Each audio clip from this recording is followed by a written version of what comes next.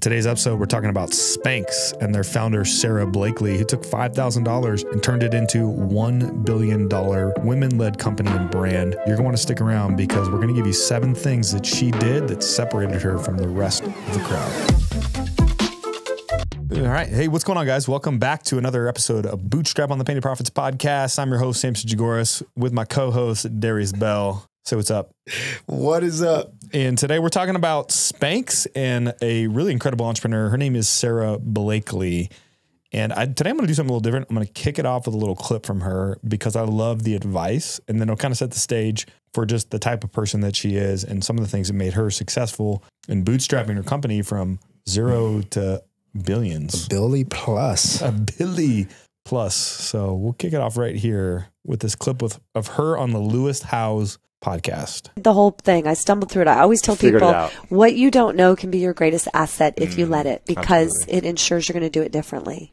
Absolutely. And that's what I love about Sara Blakely. So we're going to start with, who is Sara Blakely? One of the things that makes her great as an entrepreneur is she's completely fearless in stepping into territories that she knows absolutely nothing about. And I think that primarily comes from her background in sales. So she started out in the 90s as a salesperson selling fax machines. Some of you Gen Zers listening to this, including C-Rock, don't know what a fax machine is, have never received a fax. Yeah. Is that like airdropping or something?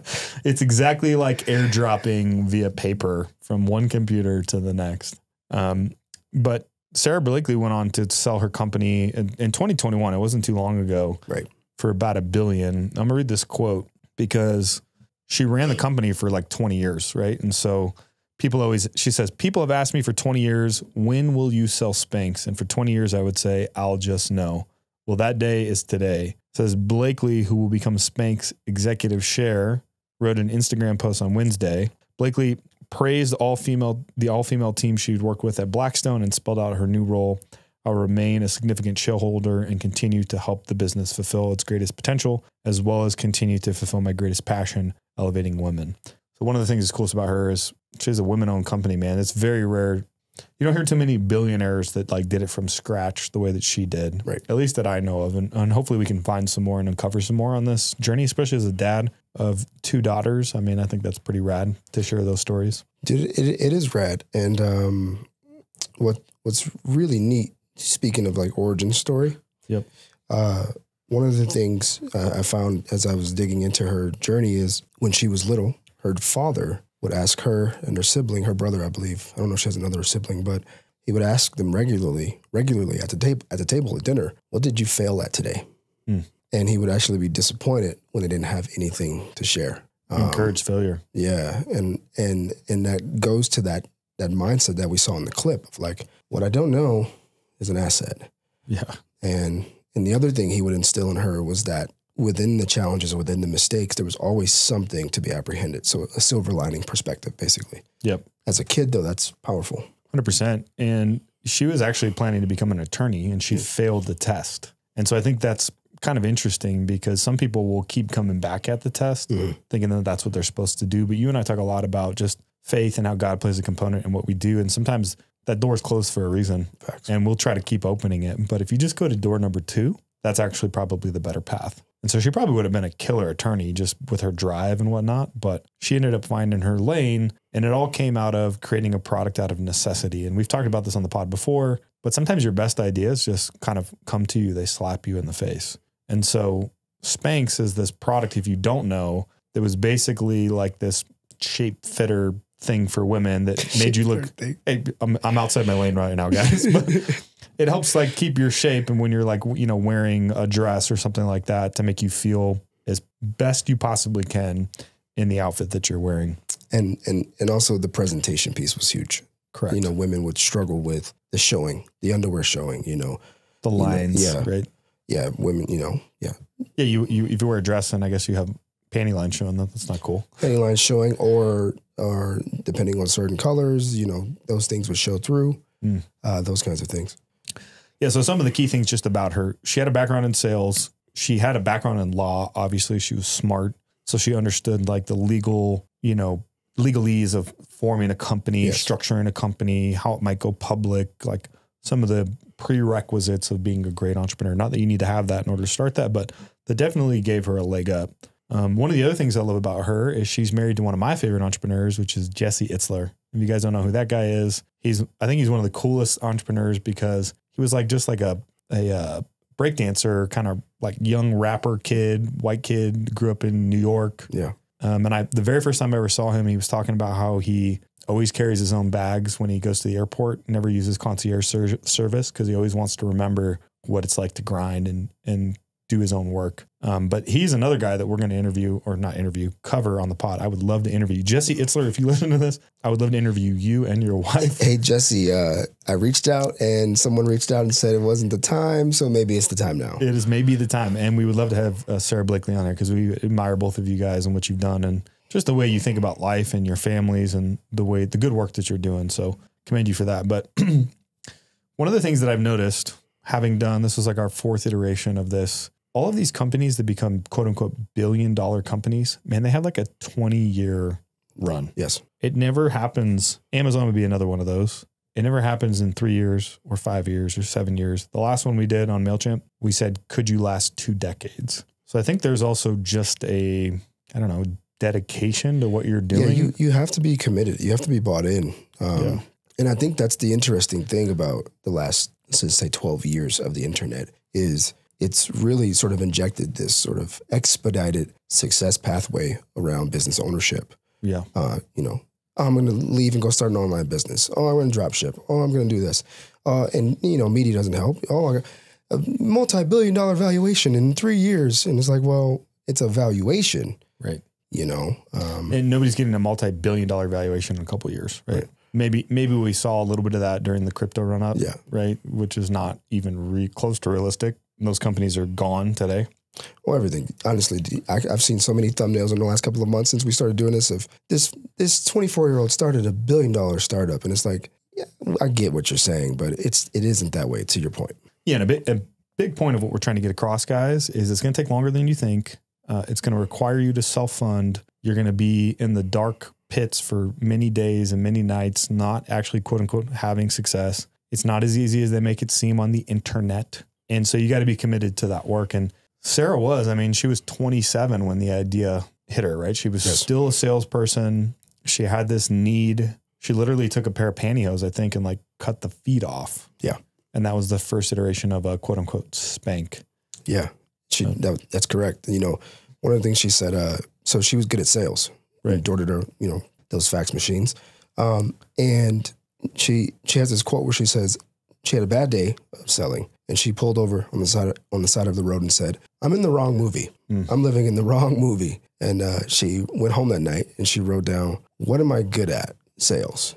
What do I like about sales? And what she liked about sales was the satisfaction of making people feel good through sales. Right. And so she said that night, I'm going to make a product that helps millions of people feel good. Pretty simple messaging. So it's funny because we just cut our 12 lessons from Bill Gross on what makes companies successful in the startup. We went deep on the 4 different personality types or skills of people that you need in your organization. You need entrepreneurs who are the visionary, that create the great ideas. You need producers who can execute, sell it, market it, build it, service the customer. Administrative type people who can do all the processing, then integrator people that can kind of orchestrate the business. But as entrepreneurs, sometimes you're wearing multiple hats. Having that background in sales is definitely what made her successful. Yeah. She was not afraid to walk into somebody's office. She was not afraid to pick up the phone. She was not afraid to be told no and still come back at it. And I think some of you listening to this podcast get told no or have somebody think your idea is stupid and then you give up.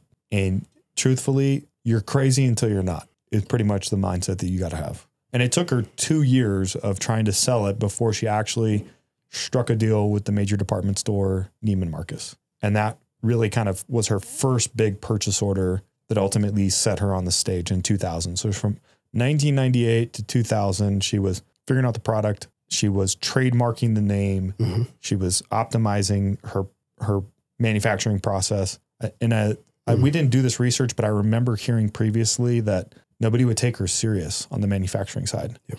And it took her probably almost a year to find a manufacturer who was serious to do the volume that she wanted. And she had to do more volume than she probably wanted initially. So she had enough belief in herself and her product to take that bet and put that money in. She started with like $5,000. Yep. And then obviously now converted that into billions. One of the excuse me, one of the things too of why it was such a struggle was the space at the time. I guess let's just call it the undergarment space. Yep. Was actually run by predominantly men. Which is hilarious to me. Right? Which is hilarious, but also that was part of the reason why she wasn't being taken seriously. You have this woman who's hopping in saying, hey, I'm trying to, change the way women's butts look and the way they feel about themselves. And it's like, girl, I'm worried about efficiency and cost. And it showed in the product through her research as she would, she was building, she began to take apart these products and see like, they're building this all wrong. Men are building this product that women are wearing. Yep. And she understood it. So she had the idea. She had the entrepreneur mindset. She had the skill of selling. And then what really made her pop off was about 2001. She had a big pop in her marketing. Yeah. She went on one of the biggest platforms out there. Before they called it influencer market. Yeah, way before. She went on Oprah's show. And Oprah, quote unquote, endorsed the Spanx product because her audience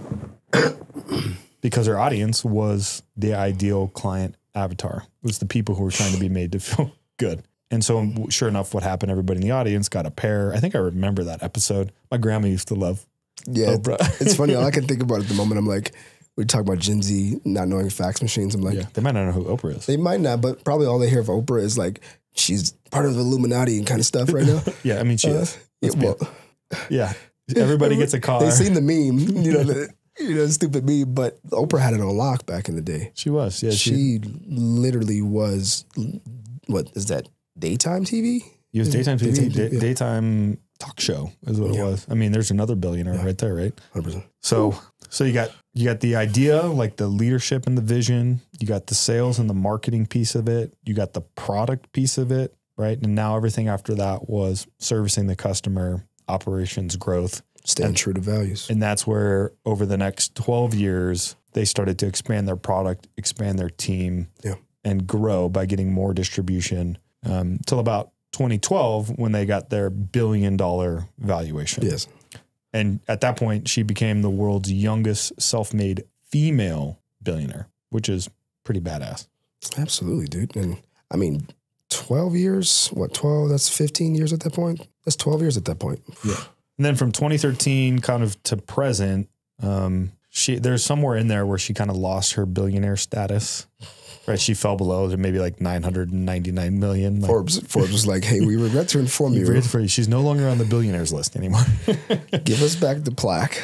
But yeah, she's continued to grow the business and the product, and she's an innovator, man. I think one of the things about her is resourcefulness. So obviously, when you sell primarily out of major department stores and major distribution channels like that, and the pandemic hits and the stores close down, you have to pivot. So she made a big pivot in 2020 over to a more e-commerce focused product, which probably has made the business even more profitable if I had to faster to guess. Yeah. I mean, it's a household name. There's a good chance if you're listening to this right now that you know what Spanx is. You've seen the product, maybe even subconsciously. And so today she is, as the executive chair, she's out of the company, sold it for, billions of dollars and cashed out. 20 years later. That takes some serious passion to be that committed. Absolutely. But I mean, I think to the point of what we were alluding to earlier is when you are really solving a problem, it's actually easier to endure the time to find a solution. And when you've identified that, to continue, how can I continue to help? And it was a bit of a pioneering product, right? Absolutely. The market had really not seen something used in that use case before. And we've talked about this too, is when you're pioneering something, it's going to take a lot longer than you anticipate it's going to take. Yeah. So you better be prepared for that as well.